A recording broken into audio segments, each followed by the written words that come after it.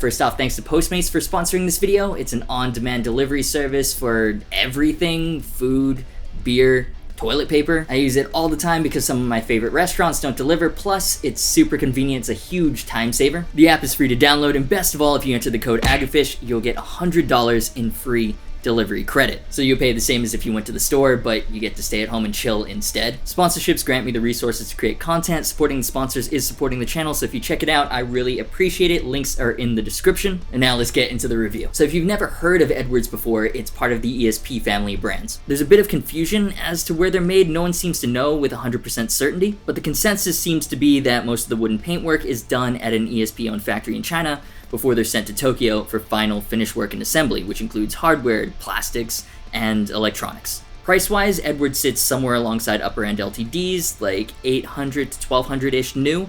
But the guitar shapes that they sell are, for the most part, direct copies of American ones. Therefore, Edwards are only officially sold and distributed in Japan, but they can be imported legally through sites like eBay and Reverb. Or I guess you can do what I did and find a deal on Spanish Craigslist. I wouldn't recommend that because it's a little more sketch, but I really wanted this freaking guitar in this particular color, and I've been looking for one for the better part of 10 years. There's actually quite a long and boring story behind how this guitar came into my possession, but suffice it to say, it was a struggle. Now I finally have one, and I have to say, even with how long I've hyped myself up for this, it didn't disappoint, and I absolutely love it. Right, so let's get into the specs of this guitar. The ELP-112C looks like a Les Paul Custom, and it's built like one too. We've got a mahogany body with a solid maple cap, a set mahogany neck, and a 22 fret ebony fingerboard. Right off the bat, this is an unusually nice piece of ebony. It's dark and so smooth. The Les Paul shape is copied a lot, despite the fact that in 2019 it doesn't make a whole lot of sense. It's thick, it's heavy, it has pretty bad upper fret access, the neck joint is a giant block, and it's great. I love it. As I said in my review of the Gibson Les Paul Standard 60s, it's like perfect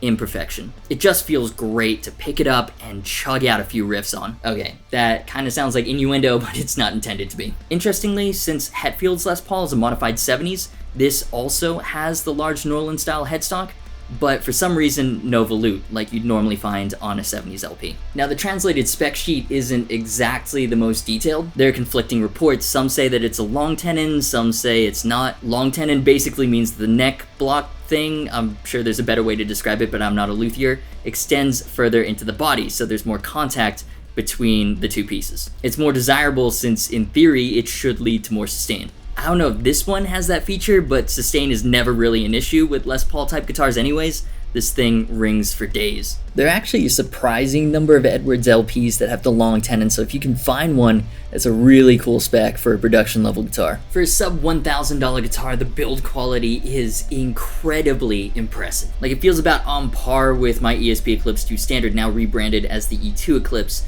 which retails for almost double the price. Like, I couldn't find a single flaw anywhere, not even a finish imperfection. Speaking of the finish, I'm not gonna lie, the satin purple is somewhere between 85 to 100% the reason why I got this guitar. It's such a unique color. Well, maybe unique isn't the right word since Hetfield did it first, but maybe special is what I'm looking for. I mean, it's a very difficult color to get right. Edwards and ESP called it dark purple satin, which it is.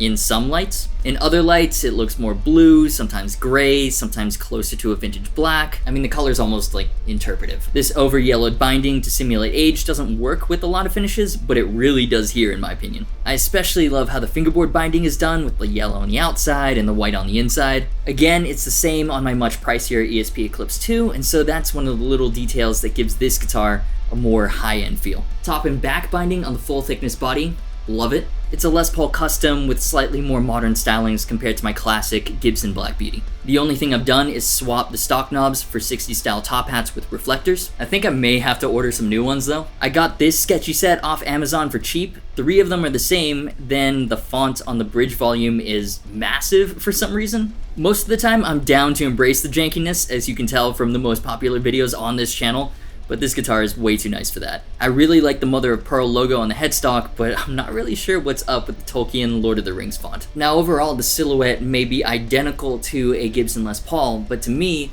this guitar doesn't feel like a Gibson. First off is the weight. This guitar is a little light for a full thickness Les Paul. I don't have a scale, I should probably get one, but if I had to guess, it's probably just under 8 pounds, while a Gibson Les Paul is generally around 9-ish. So not too different, a little better for the back, and still heavy enough to feel like a solid tank of a guitar. Now originally this model did come in 2 colors, and I actually did own the one in gloss black. It was a great playing guitar, but the reason I sold it is that it was so light. It was lighter than even my Epiphone G400 Custom, which for a full thickness Les Paul was just weird. So I guess my conclusion is, in general, Edwards LPs tend to be lighter than your normal single cuts. I mean, based off of my sample size of 2. The finish though is what really sets this guitar apart in terms of feel from your standard Les Paul. It's like a matte satin finish, it's very smooth. I'm sure Gibson has made a Les Paul with a matte satin finish before, but it's not something they do often. Theirs is usually more of an open pore satin, like on the Tribute Les Pauls and Juniors. It's a different feel, it's more rustic because the texture is similar to the actual wood,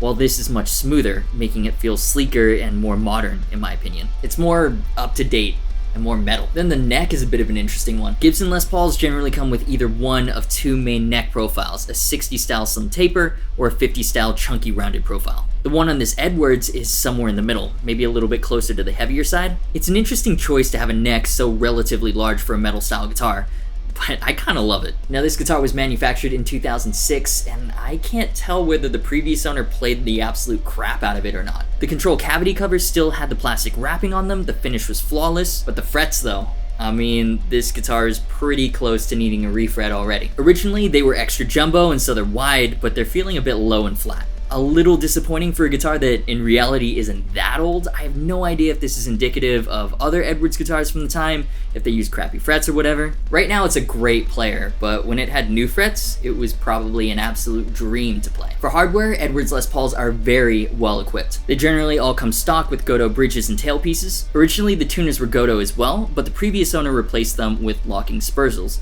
probably to make it more in line with James's Gibson. That's pretty much the same reason I put Spurzels and Godot hardware on my own 72 custom project build. The original strap buttons have also been replaced with Fender strap locks, which are almost hilariously massive and shiny. Rounding things out is the bone nut, which is excellently cut and perfectly flush with the neck binding. You can have the best components and specs in the world, but it means absolutely nothing if the craftsmanship is no good. And with this guitar, the craftsmanship is excellent. Now, Edwards always uses brand named aftermarket pickups in their guitars, and this one comes with a set of dual EMG 81s. Now, I know a lot of people are gonna ask how this compares to my ESP Eclipse with the 8160 combo, so here's what they sound like through the same settings, back to back.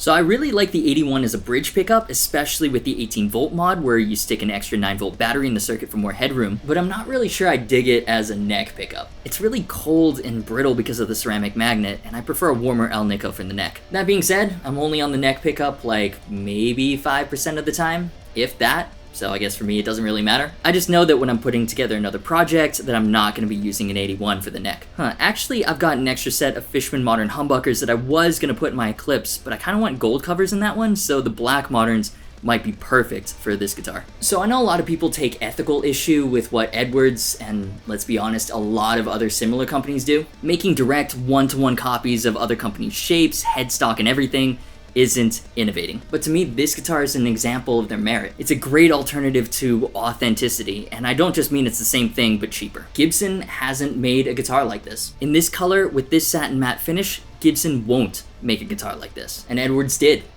And it's amazing. The quality is fantastic, it's reasonably priced, and honestly, in terms of specs and feel, I vibe with this guitar more than anything Gibson currently makes. I am so happy with this guitar. The better part of 10 years, and it was well worth the wait. This particular purple satin one is unfortunately pretty rare, but they've also got like Black Beauty, John Sykes, and Randy Rhoads tribute models. I'll leave a link below to some other Reverb listings, because if you're at all a fan of Les Pauls, you kinda owe it to yourself to check these things out. If you enjoyed the video, do me a favor and hit the like button. These are of course just my opinions and I'd love to hear yours. Leave them in the comments. Be sure to subscribe and hit the notification bell if you haven't already. Thanks to Luke for mixing everything and to the amazing patrons for supporting what I do. Social media, merch, and Discord server links are in the description. As always, thanks so much for watching. You've been awesome, and I'll see you for the next video.